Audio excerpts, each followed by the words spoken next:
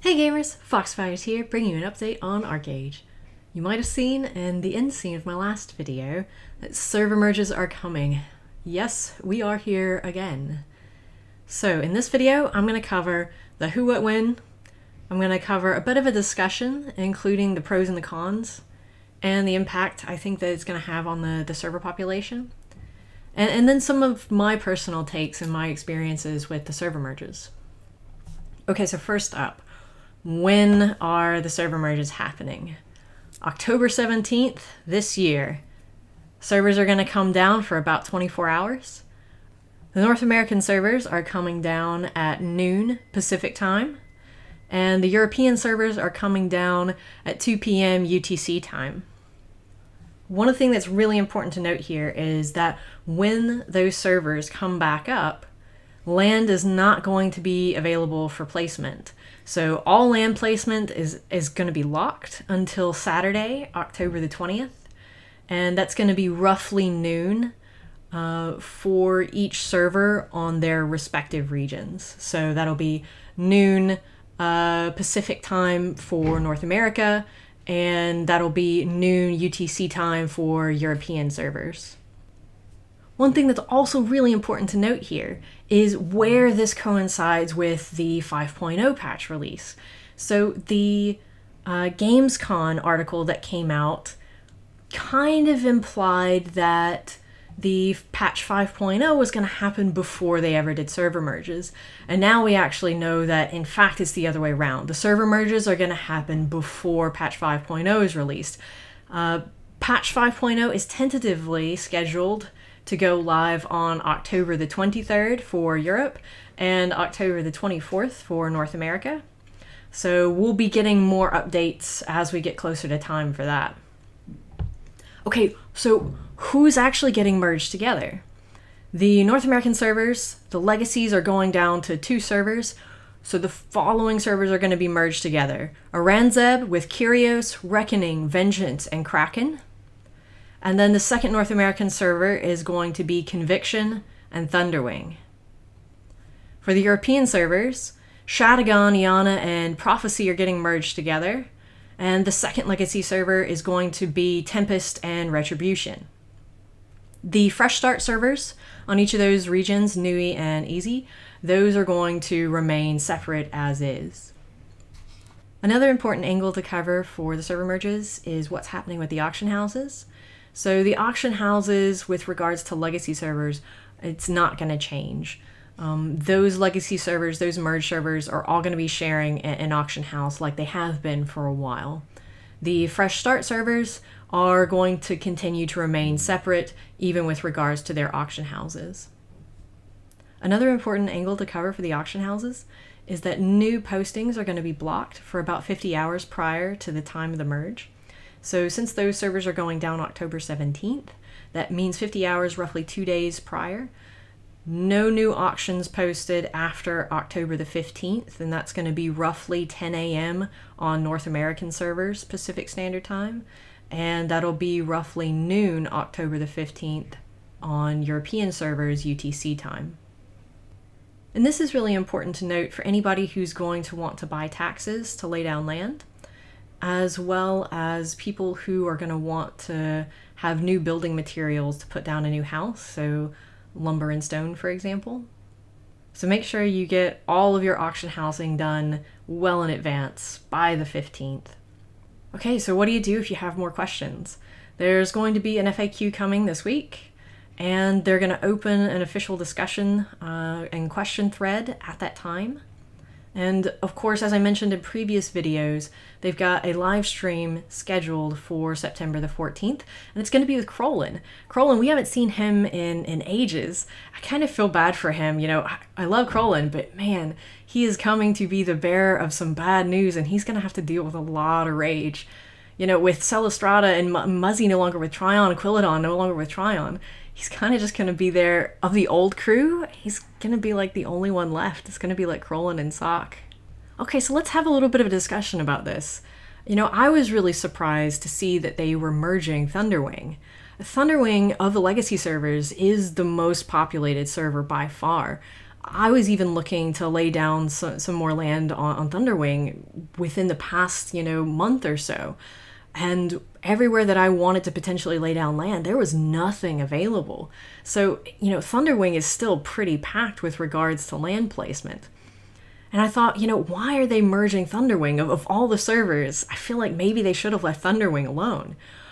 But when I think about it, kind of bigger picture, my guess is they probably decided to merge Thunderwing with one of the other servers just so that this server merge affected everybody. Nobody was immune.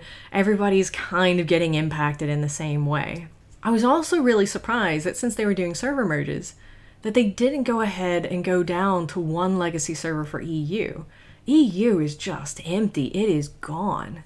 And so one thing for sure, the fact that they've still got 2 European legacy servers is almost a guarantee that they are gonna go down to one server next year. So go ahead and expect server merges again next year. That would be my guess for sure. A server merge comes with a few pros. Mainly, the big pro in my mind is that it reduces the free farming that goes on. Some people argue that one of the big pros of server merges is that it kind of does a bit of spring cleaning to free up land for players who have only been logging on for months to pay taxes and don't do anything with the land. I kind of feel like this is a misnomer. People who are logging in to pay taxes are still paying patron. So if they're still paying patron, they're going to come back to put down that land again. They're not just waiting for a server merge to get a full kit demo. Patrons 2 Apex a month, which, at current Apex prices, that's 3,200 gold. They're not paying 6 to 8 months of patron just to get full kit demos so they can quit the game. The server merge also comes with a lot of cons. For one, there's going to be increased competition, and that's really going to hurt new and returning players because they can't compete. One of the primary examples I think that you're going to see this impact is farming for Haram. Any given zone is only able to support, a handful of players farming for that Haram at any one time. And so, with this many server merges, I can imagine some of those zones are going to get pretty crowded, and it can be hard for some of those new players to try and carve out a little piece for them to farm those mobs. If you're not familiar with Haram, it's the new gearing path. Players go to Aurora in order to farm those mobs to get gear. Another con for the server merge is an imbalance in who it affects. If your gold making strategy doesn't require your land to be in a specific location, you're fine. If you use your labor and your gold making strategy is through larceny or cooking or alchemy or farming, gathering, mining, any of those things. Or if you're somebody who just plays the auction house, the merge probably impacts you a lot less than other players that have different gold making strategies that require their land to be in a specific location.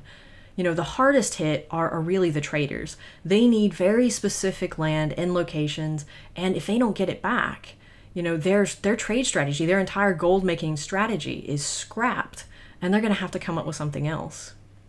And so for traders like myself, this makes merges incredibly stressful. Incredibly stressful to try and make sure you do everything possible to get that land back. And, this stress is reinforced by previous botched merges where, they would plan for a time for it to be released and then it would get delayed. And, we would run hours and hours late, running into the early hours of the morning even, until finally they would call it. Or they'd release it, but then it would go wrong and they'd have to do a rollback and do it all over again. Nightmares for so many people. And people work really hard, not just traders, but also many farmers and those with other strategies work really hard to get their land together in a particular location so that everything's there together for a particular strategy. And when they don't get that land back, that's just crushing. Oftentimes, they'll pay exorbitant amounts of money just to try to get the plots that are adjacent to where they already are, and they don't get that land back. They oftentimes quit. And I think that's going to be one of the big impacts with this server merge, like it has been with previous server merges. People are so angry that they lose so much that they're done with the game. Another major consideration is the timing in which this server merge is occurring. Before patch 5.0. And there are a lot of changes coming with 5.0, especially to the trade system. Be sure to check out my previous videos on how the system is changing for patch 5.0.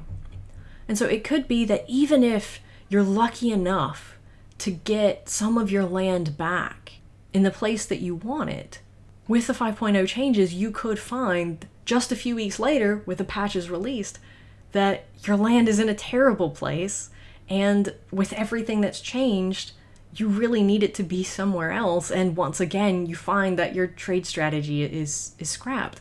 You know, the timing of this, why not do it the other way around? If the patch were released before the server merge, it would give people time to get grounded in 5.0. Figure out what they wanted their gold making strategy to be, and then, when the server merge happened, be able to actually make informed decisions about where they wanted to put their land. You know, so why did Trion do it this way around with the patch coming after the server merge?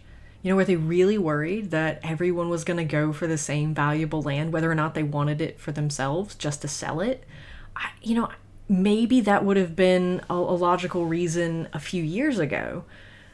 But now, it's really hard to recoup profit in selling property, especially with the expense of the housing certificates. And people are really unlikely to pay a premium for land that's only going to get merged down to one server next year.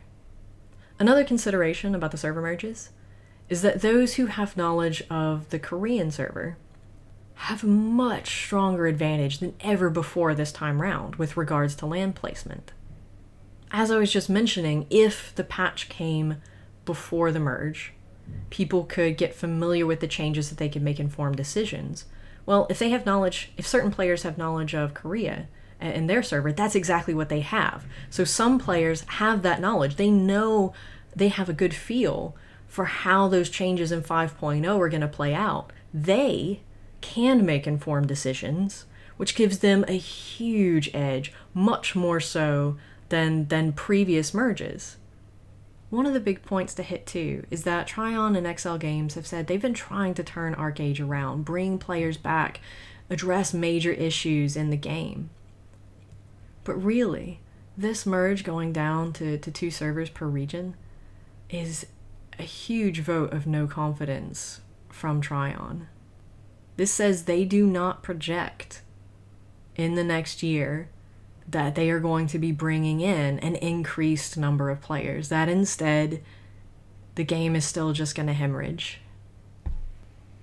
So what do you guys think about the merge? Are you excited about it? Are you dreading it?